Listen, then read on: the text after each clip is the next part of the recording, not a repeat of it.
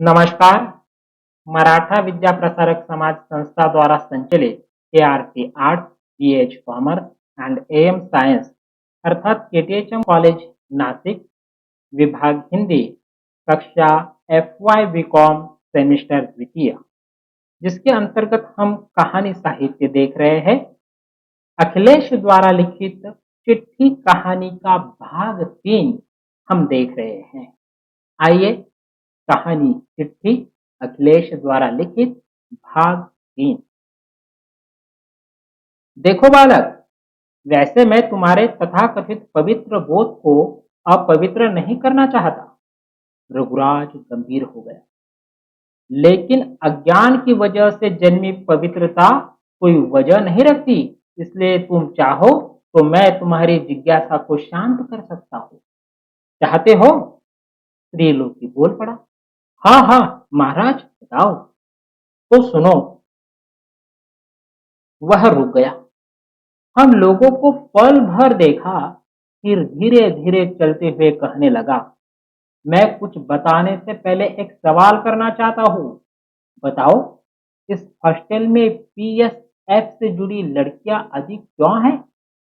हमारे संगठन की तरफ वे ज्यादा आकर्षित क्यों नहीं होती? तुम ही बताओ महाराज, सब तुम ही बताओ। त्रिलोकी ने व्यग्र होकर कहा। ठीक है, मैं ही बताता हूँ। इसलिए कि PSF भद्र लोगों के वर्चस्व वाली संस्था है। उसमें लड़कियां इसलिए जाती है कि उससे जुड़कर उनसे अपने को विशिष्ट समझने का एहसास होता है। देखो, आजकल संपन्न घरों के सदस्यों में सामाजिक कार्य करने का चस्का जो जोर पकड़ रहा है, लेकिन उसके यह कार्य मूलतः जनता के संघर्ष की धार को कुंद करने के लिए होता है।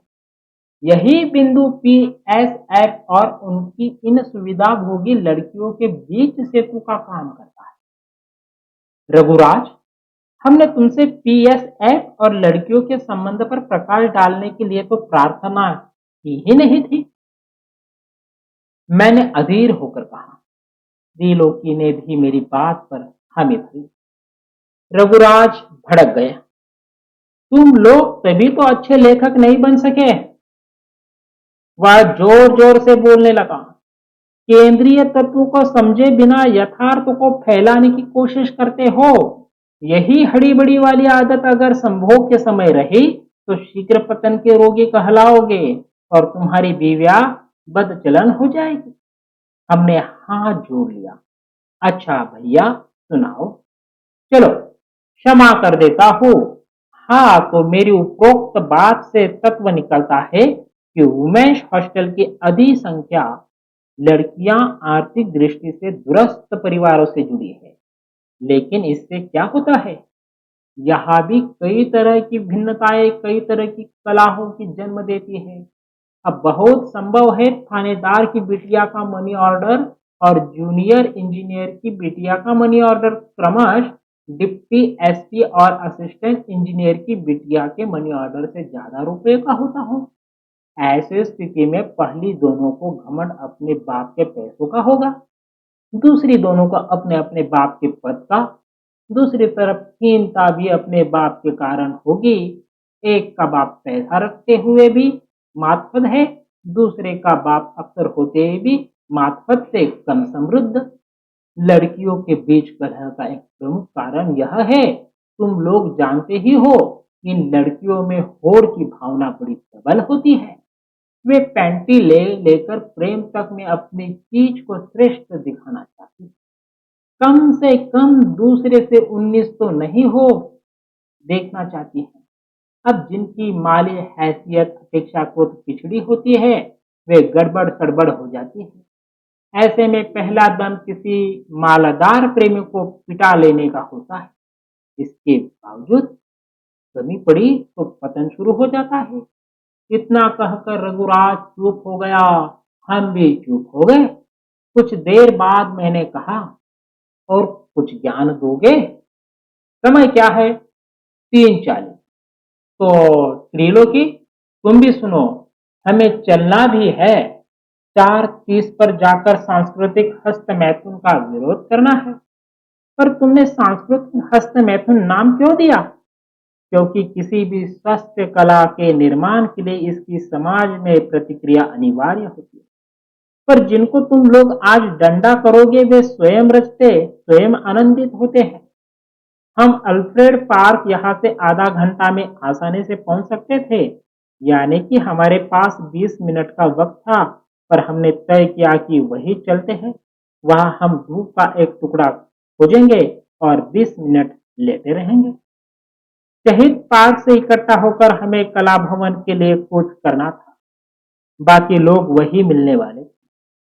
मंडली के नेतृत्व में तमाम युवा कलाकार छात्र भवन में हो रहे नाट्य समारोह का विरोध कराने वाले थे, क्योंकि कला भवन एक सरकारी संस्था थी और इसके कार्यक्रम जनता और उनके अपने कलाकारों से मुंह मोड़ रखे थे।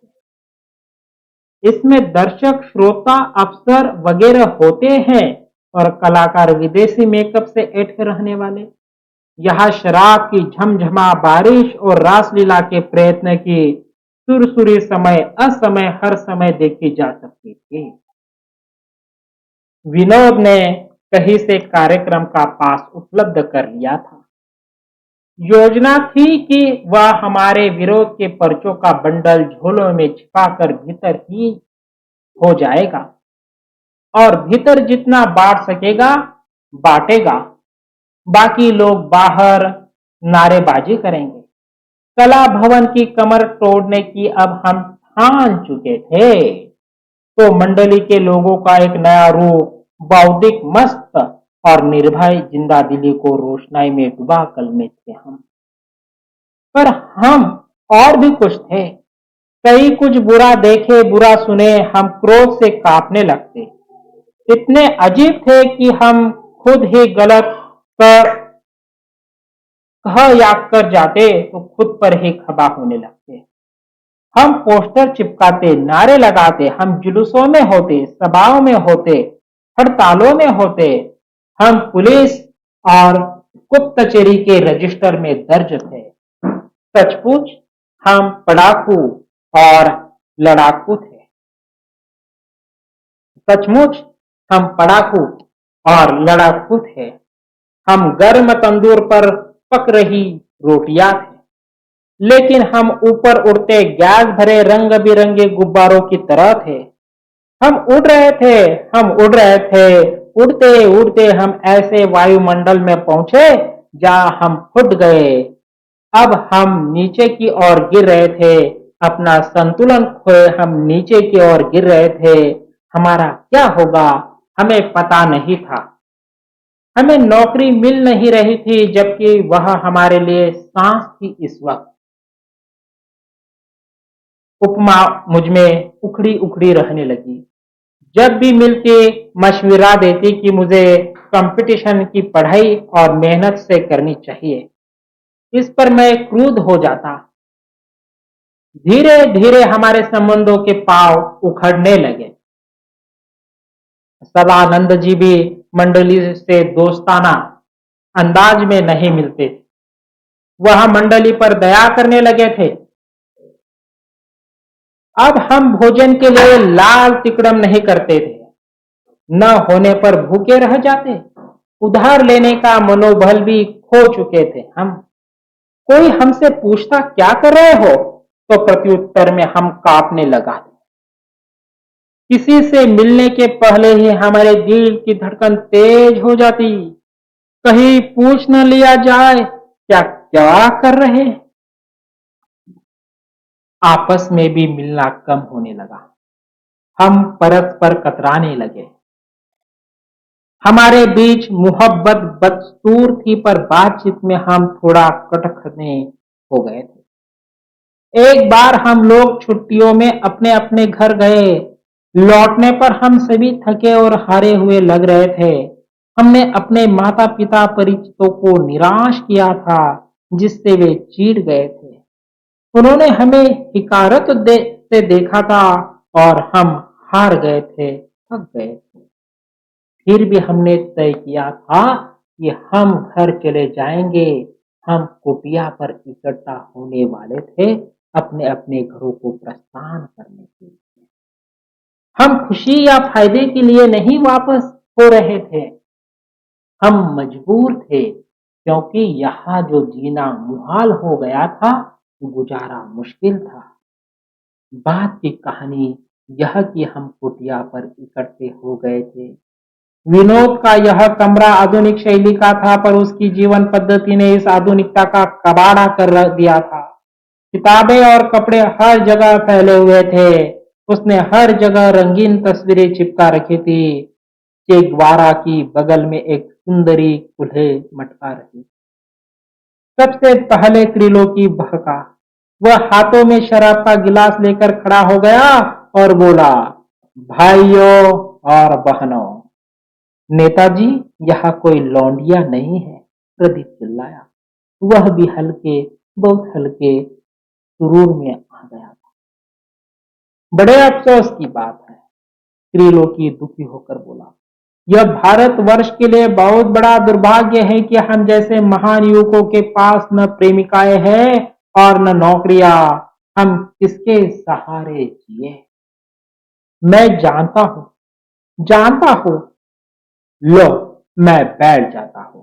पब्लिक साली अब समझदार हो गई है, सवाल जवाब करने लगी है। सवाल जवाब ही तो नहीं कर रही है जनता, वरना हमारी यह दशा नहीं होती। दीनानाथ ने धीमे से अपने से ही कहा। त्रिलोकी को छोड़कर बाकी मंडली अभी नशे में नहीं थी। नशे की पूर्वावस्था शुरू में थी। आखिर हम यहाँ क्यों इकट्ठा हुए हैं? मदन मिश्र दार्शनिक अंदाज से बोला। मैंने कहा, यहाँ हम विदाई समारोह के उपलक्ष्य में इकट्ठा हुए। हम नागरिक नहीं है। दुखी दुनिया के नागरिक मजदूर और किसान होते हैं, जिनके श्रम का शोषण होता है। हमारे पास तो सामाजिक श्रम करने का भी अधिकार नहीं है। त्रिलोकी तैश में आ गया था। जिसके पास कोई काम नहीं होता, वह आदमी नहीं होता। हम आदमी नहीं है। इस व्यवस्था ने हमें आदमी नहीं रहने दिया, हमसे हमारा होना छीन लिया गया। त्रिलोकी सुबकने लगा। वह सिर झुकाए सुबक रहा था, जैसे काट मार गया हो। हम सब स्तब्ध हो गए। इस बात को कृष्णमणि ने सबसे पहले भापा।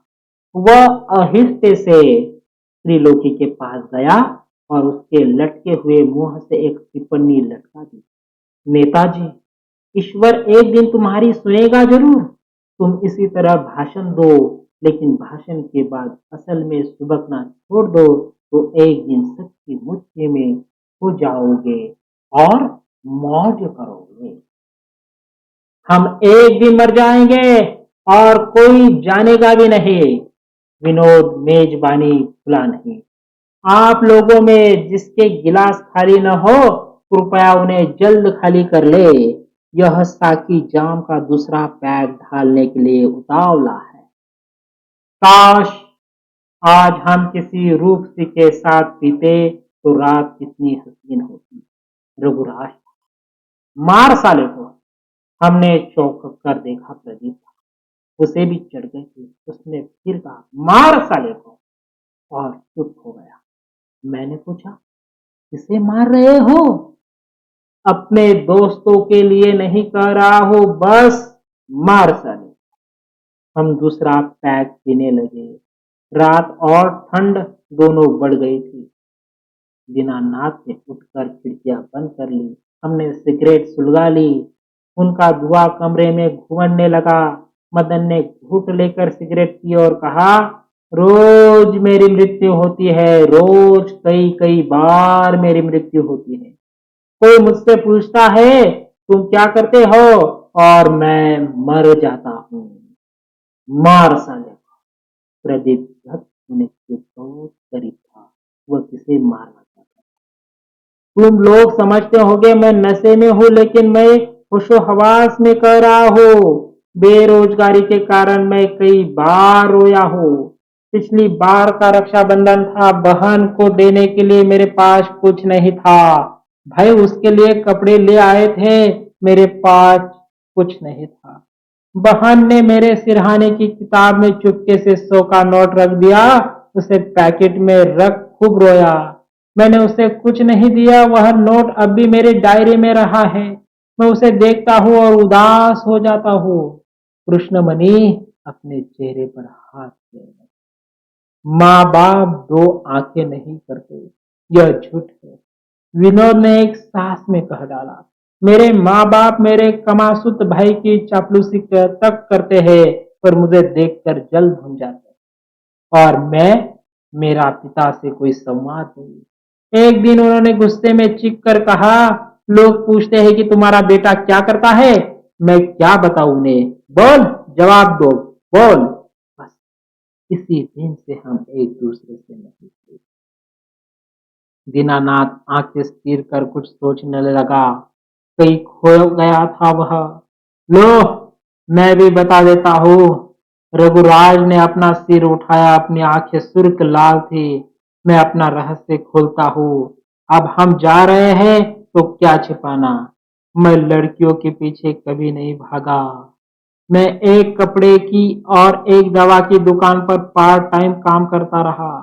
मालिक मुझे 250 रुपए का चाकर समझते रहे। मैं वह चुप हो गया। उसकी आवाज नहीं लगी। मंडली अवाक थी रघुराज की बात से। रघुराज ने अपना चेहरा फिर घुटनों में छिपा लिया। हम सभी ने अपनी राम कहानी कही। हमने तीसरा पैग लिया, हमने चौथा पैग लिया, पांचवा लिया, हम लुढ़कने लगे। विनोद ने कहा, हम खाना कैसे खाएंगे। भविष्य में हमें भूखे रहना है। हम आज भी भूखे रहेंगे। मदन डावाडोल होते हुए खड़ा हुआ। हम सभी खड़े हो गए। हम कुटिया के बाहर खड़े थे, अलग अलग दिशाओं की तरफ जाने के लिए। रात गाढ़ी थी और हवा सरसरा रही थी। हमारे मुंह बंद और चेहरे भींचे हुए थे। अच्छा दोस्तों, रघुराज ने गला साफ करते हुए दोबारा कहा, अच्छा दोस्तों, अलविदा होते हैं।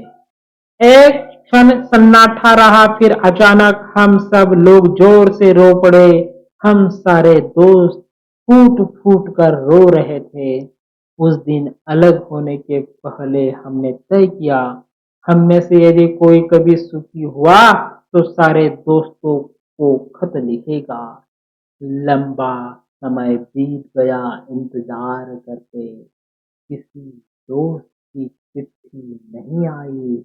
मैंने भी दोस्तों को कोई चिट्ठी नहीं।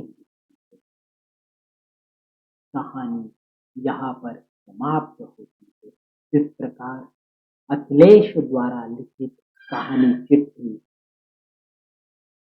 भाग 3